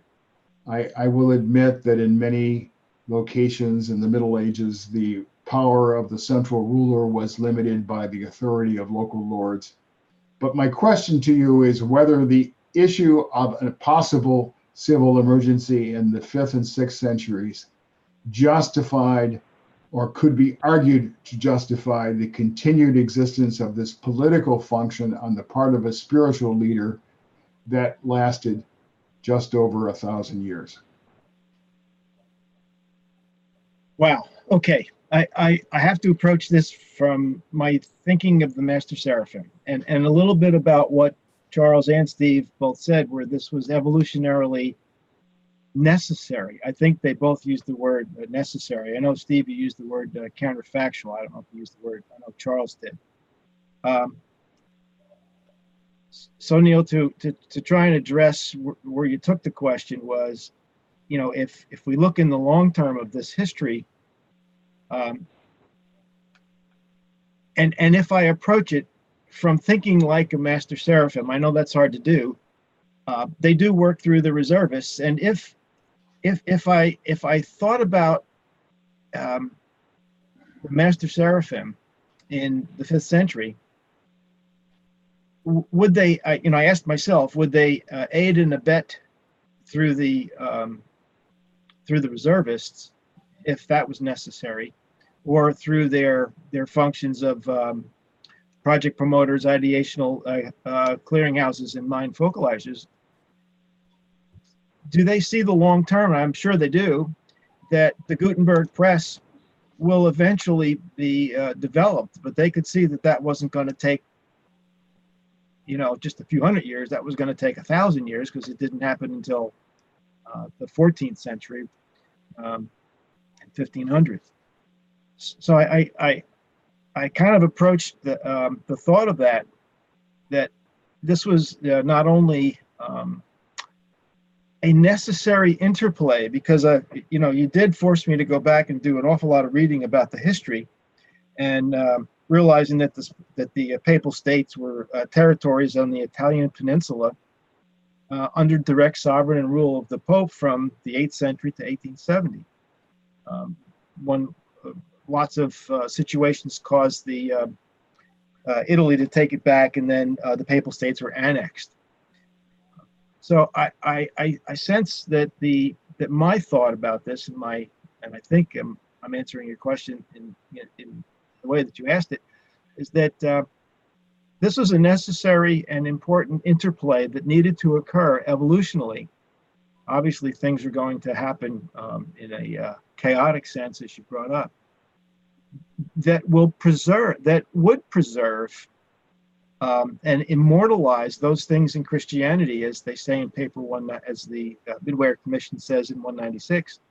There are parts of Christianity that have been preserved in the core that will immortalize it, and those things needed to be there to be able to happen once the ability of a society to be able to acculturate those internal things, and then of course the 5th epoch of Revelation could then come along. So hopefully that addressed your answer, and also went back and supported what both Steve and Charles said. Well, Bob, to be quite frank, I would say you partly addressed my question, and I will now hand it over to someone else. The question of whether it contributed to the progressive development of politics in Italy or in Europe was the part that you talked about, especially in the context of the Master Seraphim. But I don't believe that those observations, whether they are true or not, I do not know, have to do with the nature of the Pope's spiritual responsibilities as a leader of Christendom at the time, and whether or not his necessity to focus partly on political matters fully carried out his spiritual responsibilities to focus as a spiritual leader and to promote the true teachings of Jesus. In other words, if we set aside the question of the political development of Europe and the role of the Papal States, was it actually a distraction for the papacy to have these civil responsibilities, and in a way, a distraction that limited its ability to focus on matters that related to the true teachings of Jesus? George, you want to take that? I was going to hand it off to George. Yeah, let me just quickly say, of course, it certainly is a distraction. It's not in the way, and it is a contradiction, as you asked in the question. However, I think that distraction was a necessary let's say, a necessary evolutionary process to be able to preserve and make those things in the true teachings of Jesus immortalized inside of Christianity. Otherwise, it would never have occurred. It probably wouldn't have happened, is the way that I see it. Over. Thank you. I appreciate your willingness to come back into the batter's cage and the batter's box and take another swing at the question. George, your turn. Yeah, I recognize the argument that's been made about the necessity to deal with civil disorder. I think there may be, I'm not sure it was absolutely necessary for the church to take over the government of a country or more than one country in order for what it knew about Jesus to survive. I know that, that's an argument that can go either way, but I'm not 100% convinced that they had to take over a government of a country to survive. I think there might have been other ways. And I think that because of something I'm going to read from paper 195.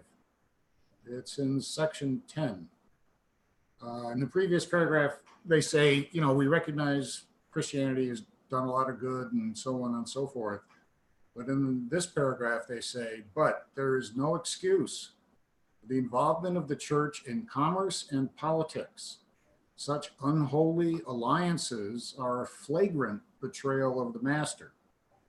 And the genuine lovers of truth will be slow to forget that this powerful, institutionalized church has often dared to smother newborn faith and persecute truth bearers who chance to appear in unorthodox raiment, end quote. So reading that statement, I've read it many times, but in this context,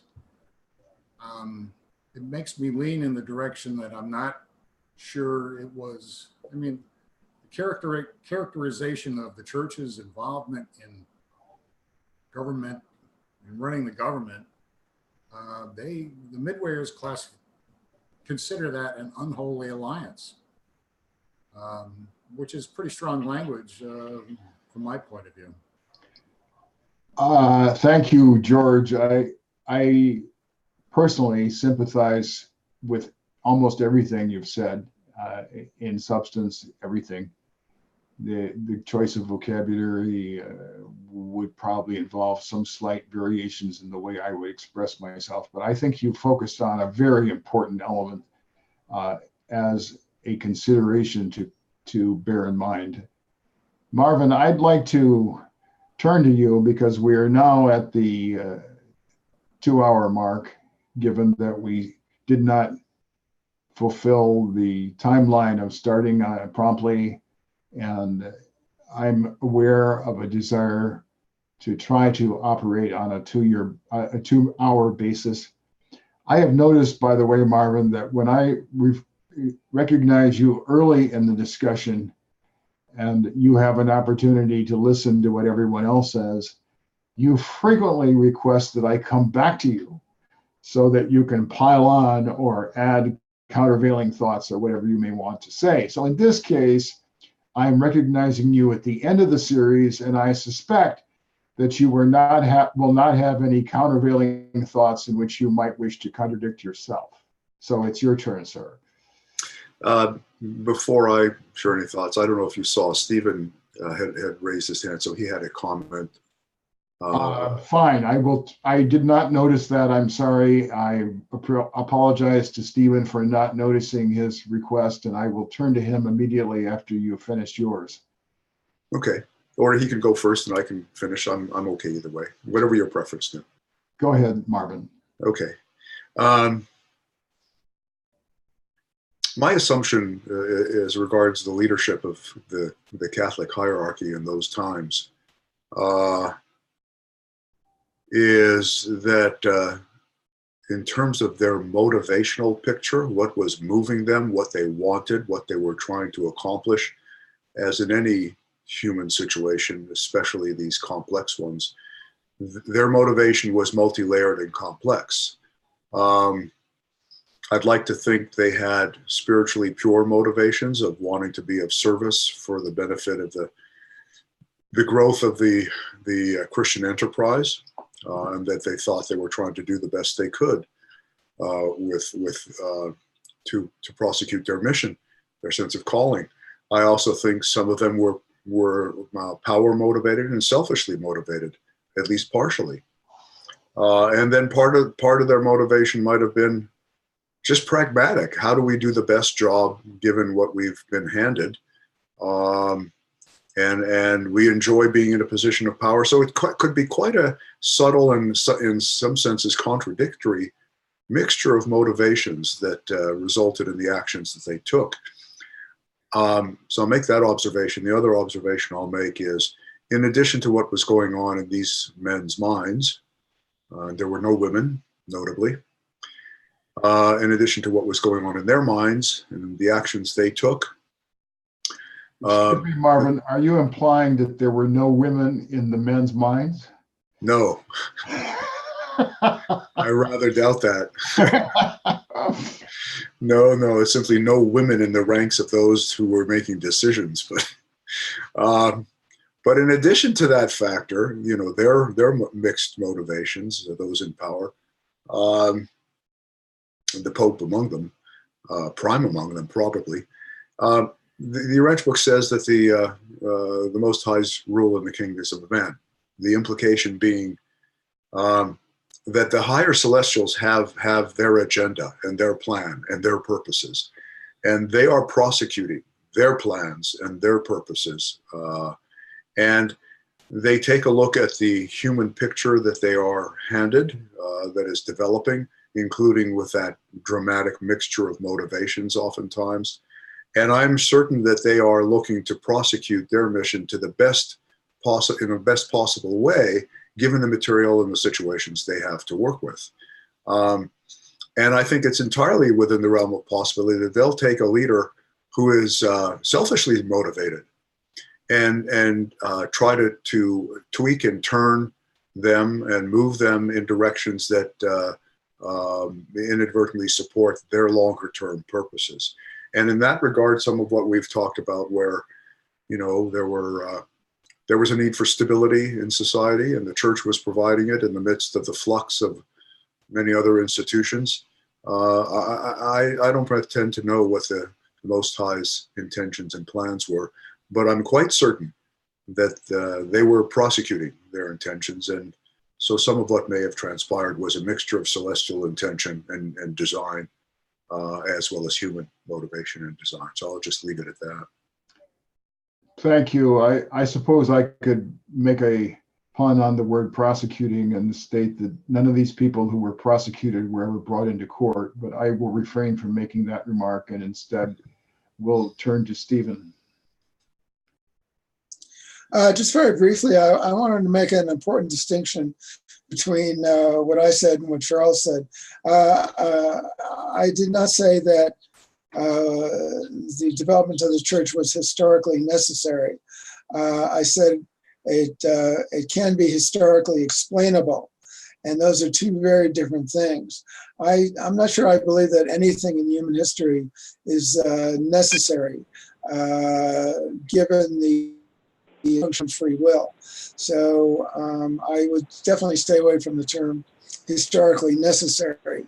The Orange Book uses the word eventuate, and evolve. Things evolve for reasons, but that doesn't make that evolution of events necessary in any cosmic ontological way. Well, thank you, sir. I appreciate your clarification, and I would say that you've served me a very small pitch and a very soft one for me to declare that it is now necessary for us to end this interesting discussion and resume it next week. So thank you, gentlemen, once again for very illuminating comments. Okay, bye, everybody. Bye, everybody. Thank you very much, Neil. Appreciate your mentoring and leadership here. Adios. Bye, Charles.